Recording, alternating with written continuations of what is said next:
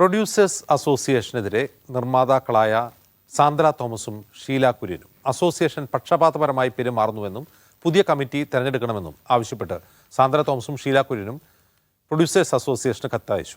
അസോസിയേഷനിൽ സ്വേച്ഛാധിപത്യ പ്രവണതയാണെന്നും കൂടിയാലോചന ഇല്ലെന്നും നിർമ്മാതാവ് സാന്ദ്ര തോമസ് പറഞ്ഞു. തീർച്ചയായിട്ടും ഉണ്ട്. അതേ സ്വേച്ഛാധിപത്യം തന്നെയാണ് ഇവിടെയും നടക്കുന്നത്. അപ്പോൾ അത് ഈ പറയുന്ന അതിപ്പോൾ നിങ്ങൾക്ക് എടുത്തു നോക്കിയാൽ തന്നെ അറിയാം, വർഷങ്ങളായിട്ട് ഇതേ അസോസിയേഷനിൽ ഇരിക്കുന്ന ഒരു 3-4 പേരാണ് എല്ലാ അസോസിയേഷൻസിലും ഇരിക്കുന്നത്. അവർ തന്നെ മാറി മറിഞ്ഞ് അവരുടെ കയ്യിലാണ് അധികാരം ഇരിക്കുന്നത്. അവരാണ് തീരുമാനിക്കുന്നത് ആരിവിടെ സിനിമ ചെയ്യണം ചെയ്യണ്ട, ആരുടെ പടം വിൽക്കണം വിൽക്കണ്ട, ഇങ്ങനെയുള്ള കാര്യങ്ങളെല്ലാം തീരുമാനിക്കുന്നതാണ്. അങ്ങനെയാണിപ്പോൾ കുറച്ച് പേര് മാത്രം പടങ്ങൾ ചെയ്യുന്നു, കുറച്ച് പേർക്ക് ചെയ്യാൻ പറ്റാണ്ടാവുന്നു, കുറച്ച് പേര് പടം ചെയ്ത് കഴിഞ്ഞിട്ട് പിന്നെ ആ വഴിക്കേ വരാൻ പറ്റാത്ത അവസ്ഥയിലേക്ക് വരുന്നു. അഹമ്മദ് മുജ്തബ വിവരങ്ങളുമായി കൊച്ചിയിൽ നിന്ന്. മുജ്തബ, ഈ പ്രൊഡ്യൂസേഴ്സ് അസോസിയേഷനെ പറ്റി പൊതുവെ അതിൻ്റെ നേതാക്കൾ പറയാറുള്ളത് ഈ ഭൂരിഭാഗം നിർമ്മാതാക്കളും ഞങ്ങളുടെ സംഘടനയിൽ അംഗങ്ങളല്ല, ആരൊക്കെ വരുന്നു സിനിമ ചെയ്യുന്നു പോകുന്നു എന്നാണ്. സാന്ദ്ര എന്താണ് പറയുന്നത്? സ്ഥിരമായി ഈ നേതൃത്വം മാറാതെ തുടരുന്നു എന്ന ആരോപണമാണ് അവർ ഉന്നയിക്കുന്നത്.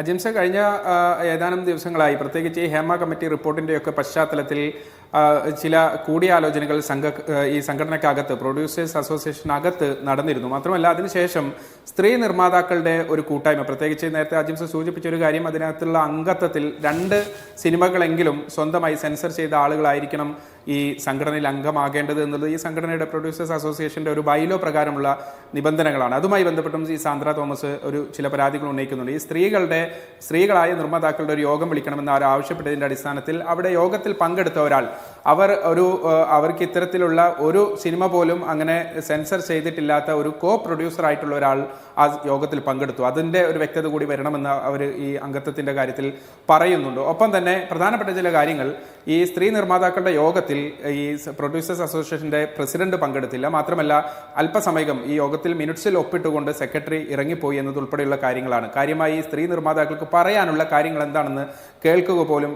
കേൾക്കാൻ പോലും തയ്യാറായില്ല. മാത്രമല്ല ഈ നേരത്തെ ഈ ഹേമ കമ്മിറ്റി റിപ്പോർട്ടിലെ പരാമർശവുമായി ബന്ധപ്പെട്ട് പ്രത്യേകിച്ച് ഈ ICC രൂപീകരണം, അതോടൊപ്പം തന്നെ ഈ വനിതാ താരങ്ങൾക്കുള്ള തുല്യവേതനം അല്ലെങ്കിൽ കൂടുതൽ ആളുകൾക്കുള്ള അവസരങ്ങൾ ഒരുക്കുക എന്നത് സംബന്ധിച്ച് മുഖ്യമന്ത്രിക്ക് ഈ പ്രൊഡ്യൂസേഴ്സ് അസോസിയേഷൻ ഒരു കത്ത് അയച്ചിരുന്നു. ആ കത്തിൽ സംബന്ധിച്ച കാര്യങ്ങൾ ഈ യോഗത്തിൽ ചില പരാമർശങ്ങളുണ്ടായി. അപ്പോൾ തന്നെ വിയോജിപ്പ് അറിയിച്ചു.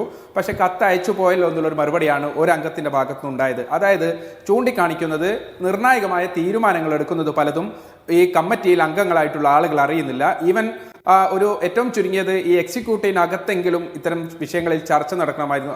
ദിവസങ്ങൾക്ക് മുമ്പാണ് ഈ ഹേമ കമ്മിറ്റി റിപ്പോർട്ട് വന്നതിൻ്റെ തൊട്ടടുത്ത ദിവസങ്ങളാണ് അമ്മയുമായി ചേർന്ന് താരസംഘടനയായ AMMAയുമായി ചേർന്ന് ഒരു പരിപാടി സംഘടിപ്പിച്ചു. അതിൽ ഈ ഒരു സ്വകാര്യ ചാനലും അതോടൊപ്പം തന്നെ ഈ പ്രൊഡ്യൂസേഴ്സ് അസോസിയേഷൻ ഇവർ എല്ലാവരും ചേർന്നാണ് ഈ പരിപാടി നടത്തിയത്. അതിൽ ക്ഷണിക്കാൻ പോലുമുള്ള ഒരു മര്യാദ കാണിച്ചില്ല. അപ്പോൾ അന്വേഷിച്ചപ്പോൾ അറിയാൻ കഴിഞ്ഞത് 95% പേർക്കും ഈ പരിപാടിക്ക് വരേണ്ടതില്ല, പ്രൊഡ്യൂസേഴ്സിൻ്റെ ഭാഗത്തുനിന്ന് ക്ഷണിക്കപ്പെട്ട ഏതാനും ചില ആളുകളല്ലാതെ വരേണ്ടതില്ല എന്ന് AMMA ഭാരവാഹികൾ അറിയിക്കുന്നു. അതായത് ഈ സംഘടനക്കകത്ത് ചില ബാഹ്യ ശക്തികളുടെ ഇടപെടലുണ്ട്. മാത്രമല്ല പല തീരുമാനങ്ങളും, നിർണായകമായ പല തീരുമാനങ്ങളും എടുക്കുന്നത് ചില ആളുകൾ മാത്രം ചേർന്നുകൊണ്ടാണ്. അതിങ്ങനെ വർഷങ്ങളായി തുടർന്നു വരികയാണ്. അതുകൊണ്ട് തന്നെ ചില നിക്ഷിപ്ത താല്പര്യങ്ങൾ ഈ സംഘടനയുടെ തലപ്പത്തിരിക്കുന്ന ഭാരവാഹികൾക്കുണ്ട്. അതുകൊണ്ട് തന്നെ ഈ വിഷയത്തിൽ അടിയന്തരമായി വിശാലമായ ഒരു ഭാരവാഹി യോഗം അല്ലെങ്കിൽ ജനറൽ ബോഡി വിളിച്ചു ചേർത്ത് പുതിയ കമ്മിറ്റിയെ തെരഞ്ഞെടുക്കണം.